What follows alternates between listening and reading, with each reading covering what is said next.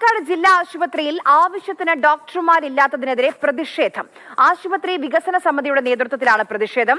പ്രധാനപ്പെട്ട 8 തസ്തികകളാണ് ഒഴിഞ്ഞുകിടക്കുന്നത്. ഗോകുൽ VS വിവരങ്ങളുമായി ചേരുന്നുണ്ട്.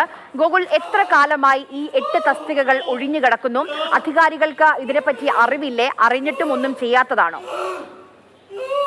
ഇത്തരത്തിൽ 8 തസ്തികകൾ ഒഴിഞ്ഞുകിടക്കുകയാണ്. അതിന്റെ പ്രതിഷേധിച്ചുകൊണ്ടാണ് ആശുപത്രി വികസന സമിതിയുടെ നേതൃത്വത്തിൽ പ്രതിഷേധം നടന്നത്.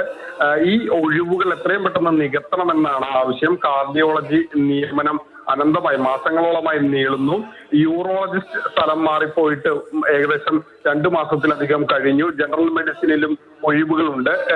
ഇത്തരത്തിലുള്ള നിരവധി പ്രശ്നങ്ങൾ പറയുന്നു. അതോടൊപ്പം തന്നെ ഡെപ്യൂട്ടി സൂപ്രണ്ടും നിലവിൽ ഇപ്പോൾ ആശുപത്രിയില്ല. അപ്പോൾ ഈ ഒഴിവുകൾ നികത്തണമെന്നാവശ്യപ്പെട്ടുകൊണ്ടായിരുന്നു ഒരു സമരം അവിടെ ആശുപത്രി വികസന കാര്യം സമിതി നടത്തിയത്. അവർ ഒരു നാടകമായി ഈ പ്രതിഷേധം നടത്തി.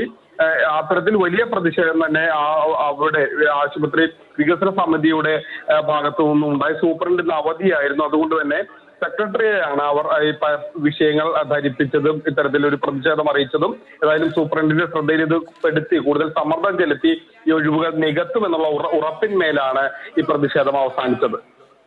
ശരി.